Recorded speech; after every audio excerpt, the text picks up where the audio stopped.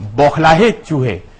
मतलब अब इतना ज्यादा व्यक्ति पर्सनल हो चुका है ये चुनाव प्रचार, जिसमें मुद्दे एक तरफ हैं, विचारधारा दूसरी तरफ है और सामने व्यक्ति बनाम व्यक्ति है। एक तरफ नरेंद्र मोदी और दूसरी तरफ प्रियंका गांधी, और कांग्रेस को घेरने के लिए एक गैर कांग्रेसी, एक गैर राजनीतिक व्यक्ति रॉबर्ट वाड्रा। और कांग्रेस जाहिर तौर पर प्रियंका गांधी के पति हैं रॉबर्ट वाड्रा, तो उन्हें डिफेंड करने में लगी हुई है। और कांग्रेस ने भी यही कहा कि बीजेपी तिलमिला गई है। बिहार, उत्तर प्रदेश और अन्य राज्यों में नकारात्मक मतदान के रुझानों से श्री नरेंद्र मोदी एंड कंपनी तिलमिला गए हैं। दूसरी तरफ श्री राहुल गांधी और श्रीमती प्रियंका गांधी वडेरा द्वारा जनता के समक्ष स्पष्ट तथ्य और सत्य रखने से भी श्री मोदी एवं भाजपा मानसिक तौर से बौखलाए हैं। राष्ट्रीय परिदृश्य में प्रियंका गांधी सीधे निशाना नरेंद्र मोदी पर लगा रही हैं और स्थानीय स्तर पर यानी कि अमेठी में निशाने पर है स्मृति ईरानी, जो कि राहुल गांधी की उम्मीदवारी पर किसी न किसी तरीके से हर रोज निशाने साध रही हैं। और पलटवार स्मृति की तरफ से लगातार हो रहा है और वार प्रियंका की तरफ से भी लगातार।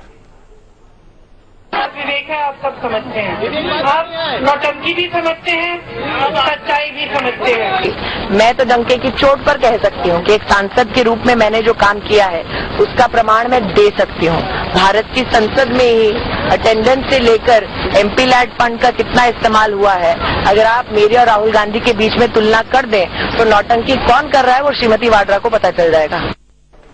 अब हमारे सहयोगी जो स्टूडियो में हैं वो बार बार ये सवाल कर रहे हैं कि ये बहस जो है वो चल रही है गांधी, नेहरू गांधी परिवार और नरेंद्र मोदी के बीच में, तो केजरीवाल कहां है और उनका कुनबा कहां है। तो उसके बारे में भी जानकारी आपको देनी पड़ेगी क्योंकि वो भी सक्रिय है और बनारस में जो सक्रिय हैं, तो आज उन्होंने इस बहस में अपने आप को उछाला है और ये पूछा है भारतीय जनता पार्टी से कि अब तो राजस्थान में सरकार भारतीय जनता पार्टी की है और राजस्थान में ही रॉबर्ट वाड्रा को जमीनें मिली हैं, तो फिर क्या वसुंधरा राजे की सरकार रॉबर्ट वाड्रा पर केस करेगी, मामले लाएगी?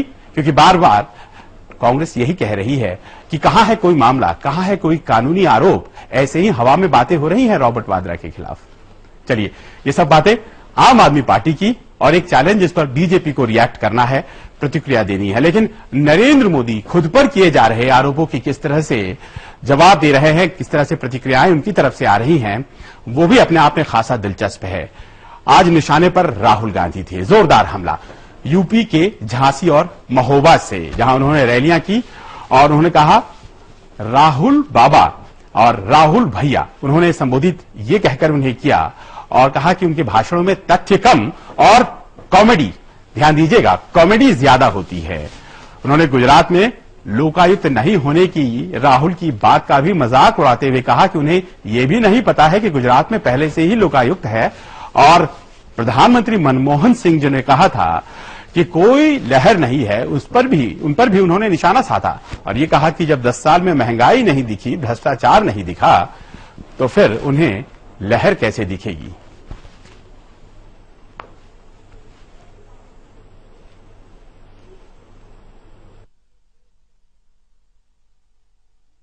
प्रधानमंत्री जी ने कहा मुझे मोदी की लहर नहीं। अच्छा, मैंने प्रधानमंत्री जी ने आपसे पूछा, अब 10 साल से प्रधानमंत्री है, आपको कोई महंगाई दिखाई नहीं देती, आपको कोई भ्रष्टाचार भी दिखाई नहीं देता, सारे देश को मालूम है, आपको कुछ नहीं दिखता, मां बेटे के सिवाय आपको कुछ नहीं दिखता। मुझे हंसी भी आती है, मुझे शर्मिंदगी भी होती है। ऐसा भी कोई नेता होता है क्या? अब क्या करूं भाई, मेरा पता नहीं ऐसा मेरा कौन सा नसीब होगा कि मुझे इनसे पीटने की नौबत आई। अब मुझे लगता है वो कपिल शर्मा की जो टीवी सीरियल आती है ना, अब थोड़े दिन में बंद हो जाएगी। इसी का सारा इकट्ठा करके टीवी वाले दिखा देंगे तो चुनाव की पूरी थकान उतर जाएगी। कपिल शर्मा की प्रतिक्रिया जानने योग्य होगी।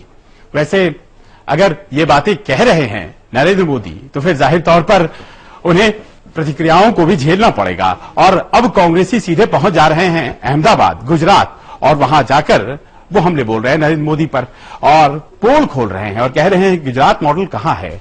मोदी के प्रचार अभियान में 10,000 करोड़ खर्च हुए हैं, इस तरह के आरोप लगाए जा रहे हैं। और इस आरोप को लेकर कांग्रेस नेता और वाणिज्य मंत्री आनंद शर्मा आज अहमदाबाद पहुंचे और उन्होंने कहा कि काला धन अब बाहर निकलने लगा है और वही हैं मोदी जो निकलवा सकते हैं। कटाक्ष भरे लहजे में उन्होंने आरोप लगाया कि मोदी को अब पता नहीं कि काला धन कहां है और इसे कैसे निकाला जाता है, क्योंकि अगर वो ये कहते हैं कि उन्हें नहीं पता है तो फिर इतना खर्चा कहां से हो रहा है। काला धन बाहर लाया जाए, देश में व्यापक भारी मात्रा में काला धन है, काला पैसा है। अब ये स्पष्ट है कि ये काम शायद वो कर सकते हैं, सक्षम होंगे, क्योंकि उन्हें मालूम है काला धन कहां है, उसको कैसे निकाला जाता है, उसका कैसे इस्तेमाल किया जाता है। ये इस चुनाव में एक ट्रेलर है जो इस देश को, दुनिया को दिख रहा है।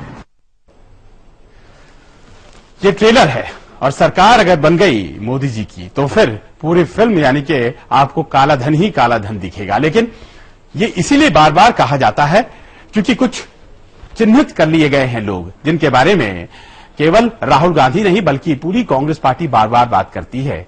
उनमें से एक व्यक्ति हैं गौतम अडानी। गौतम अडानी अडानी ग्रुप के मालिक, और उन्हें बार बार ये कहा जाता है कि आडवाणी जी बाहर हो गए, अडानी जी अंदर हो गए, और नरेंद्र मोदी आजकल आडवाणी की नहीं अडानी की सुनते हैं। परेशान होकर अडानी ग्रुप के मुखिया गौतम अडानी सामने आ गए हैं और अपनी चुप्पी तोड़ दी है और कहा है कि उन्हें नरेंद्र मोदी की सरकार की ओर से कोई विशेष मदद नहीं मिली है और उनकी कंपनी ने 1993 से इंफ्रास्ट्रक्चर प्रोजेक्ट के लिए केवल कच्छ की बंजर जमीनों का इस्तेमाल किया है, 1993 से। और 1993 में जाहिर तौर पर कहीं भी नरेंद्र मोदी का जिक्र नहीं था गुजरात में। पीटीआई को आडवाणी ने एक साक्षात्कार दिया है और बताया है कि मोदी के कार्यकाल के दौरान उनको कुल जमीन का महज 1/3 हिस्सा ही मिला है। उन्होंने न तो किसानों की जमीन ली है और न ही उसे ज्यादा कीमत पर उन्होंने बेची है।